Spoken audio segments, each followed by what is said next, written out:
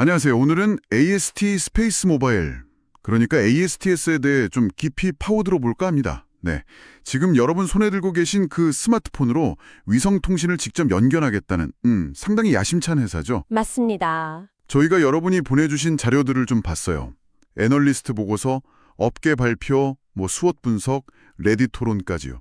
이걸 토대로 핵심만 좀 뽑아보겠습니다. 네, 좋습니다. 이번 시간을 통해서 이 ASTS 기술이 뭔지, 또 사업 구조는 어떤지, 시장 기회나 경쟁, 그리고 위험 요인까지 여러분께서 좀 균형 잡힌 시각을 갖도록 도와드리는 게 목표입니다.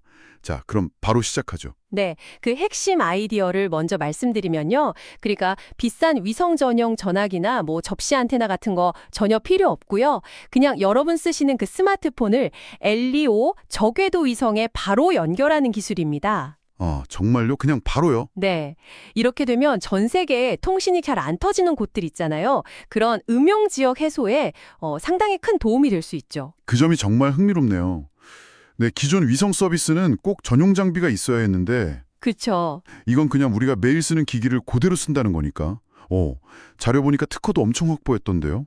2,400개 넘게? 네, 맞아요. 2,400개가 넘는 특허나 특허 추론을 가지고 이 기술을 준비해 왔습니다. 와, 그리고 사업 모델도 좀 독특합니다. ASTS가 직접 소비자한테 파는 게 아니고요.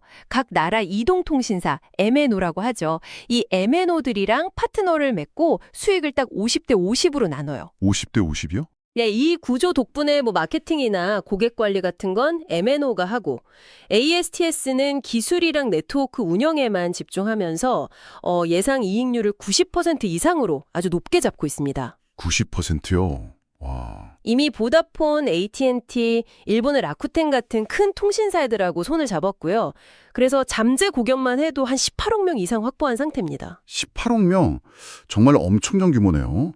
근데 그 50대 50 수익 분배가 통신업계 파트너십에서 그렇게 흔한 비율은 아닌 것 같은데요. 이게 ASTS 기술의 가치를 그만큼 높게 쳐준 걸까요? 아니면 MNO들이 좀 위험 부담이 크다고 보고 더 요구한 걸까요? 오, 아주 예리하신데요. 그게 사실 양쪽으로 다 해석될 여지가 있습니다. ASTS 기술 잠재력을 보고 MNO들이 시장 선점하려고 적극적으로 나섰다. 이렇게 볼 수도 있고요. 반대로 아직은 완전히 검증된 건 아니니까 그 위험 부담을 반영한 조건이다. 이럴 수도 있죠. 그렇군요. 어느 쪽이든 일단 초기 시장 접근성은 확보했다. 이건 분명합니다.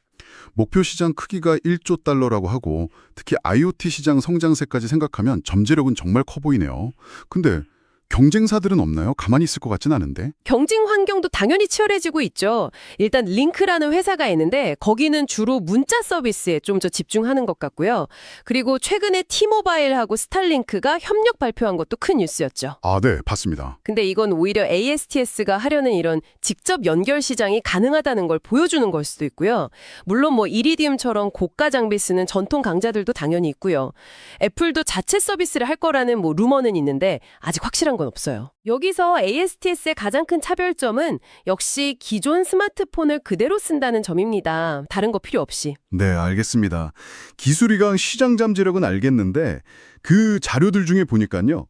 이 기술을 실제로 대규모로 구현하는 게 가능하냐, 특히 위성을 그렇게 많이 쏘고 유지하는 게 보통 일이 아닐 텐데 이런 회의적인 시각도 있더라고요. 자금 조달 문제 말고 이런 운영상의 어려움은 어떻게 보세요? 네, 그 운영 리스크가 상당히 크다는 건 분명합니다. 이게 쉽지가 않죠. ASTS가 상장 전에 스펙 합병 방식으로 한 5억 8천만 달러 넘게 자금을 모았고요. 그때 보다폰이나 라쿠텐 같은 전략적 투자자들도 참여를 했죠. 아, 그렇군요. 그리고 창업자 CEO인 아벨 아베안이 의결권을 88% 넘게 가지고 있다는 것도 좀 특징적이고요. 발사 파트너로는 스페이스X를 확보해서 비용은 좀 낮추려고 하고 있습니다. 네. 하지만 위성 설계하고 만들고 또 쏘아 올리는 이 과정 자체가 엄청나게 복잡하죠. 규제 문제도 이게 만만치가 않습니다. 특히 버라이즌이나 T-모바일 같은 기존 사업자들이 주파수 간섭될 수 있다고 계속 문제를 제기하고 있고요. 아, 간섭 문제. 네, 그리고 나사 쪽에서는 우주 쓰레기 늘어날 수 있다는 점도 지적을 했죠. 우주 쓰레기 문제까지. 네, 그래서 일부 분석가들은 이 투자를 이진적 결과, 바이너리 아웃컴이라고 표현하기도 해요. 그러니까 대박 아니면 쪽박, 중간이 거의 없는 그런 투자라는 거죠. 와, 정말 모든 걸 걸어야 하는 승부네요. 그럼에도 불구하고 이게 만약 성공한다면 전 세계에 통신망 없는 7억 인구를 연결하고 재난 같은 거 났을 때 통신망 복구하고 특히 개발도상국 경제 발전에 기여할 수 있다는 점은 진짜 무시 못하겠네요. 그렇죠. 그 세네갈 연구에서 3G 인터넷 보급만으로 빈곤율이 10% 줄었다는 결과가 있었잖아요. 그게 시사하는 바가 크다고 봅니다. 네, 정말 그렇네요. 자, 그럼 이제 정리를 좀 해보겠습니다.